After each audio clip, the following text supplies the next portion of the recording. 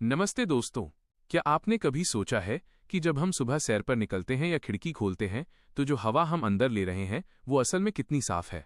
अक्सर हम प्रदूषण की बात तो करते हैं, लेकिन हमें ये नहीं पता होता कि आखिर वो कौन सी सीमा है जिसके पार जाते ही हवा हमारे लिए जहर बन जाती है।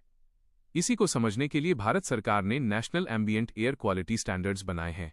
आसान भाषा में कहें तो ये एक तरह का सेफ्टी मीटर है जो तय करता है कि हमारी हवा में धूल के कण और गैसें कितनी मात्रा में होनी चाहिए ताकि हम बीमार न पड़ें। इसे सेंट्रल पोल्यूशन कंट्रोल बोर्ड यानी सीपीसीबी मैनेज करता है और इसमें कुल 12 प्रदूषकों पर नजर रखी जाती है। इनमें सबसे चर्चित नाम है PM 2.5 और PM 10, जो इतने छोटे धूल के कण होते हैं कि सीधे हमारे फेफड़ों और खून तक पहुंच सकते हैं। इनके अलावा सल्फर डाइऑक्साइड, नाइट्रोजन डाइऑक्साइड और ओजोन जैसी गैसों की भी एक लिमिट तय की गई है।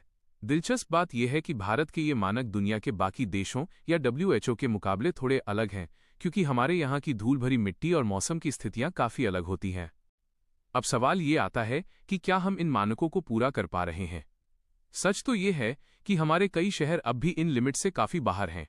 इसीलिए सरकार ने नेशनल क्लीन एयर प्रोग्राम शुरू किया है, जिसका लक्ष्य 2026 तक प्रदूषण के लेवल को 40% तक कम करना है। जब आप न्यूज़ में AQI यानी एयर क्वालिटी इंडेक्स देखते हैं तो वो इन्हीं स्टैंडर्ड्स के आधार पर बताया जाता है कि हवा आज सांस लेने लायक है या नहीं। ये जानना हमारे लिए इसलिए ज़रूरी है क्योंकि जब तक हम ये नहीं समझेंगे कि हवा कितनी खराब है, तब तक हम इसे साफ करने की कोशिशों में हिस्सा नहीं ले पाएंगे। हवा को साफ रखना सिर्फ सरकार की नहीं बल्कि हम सबकी जिम्मेदारी है।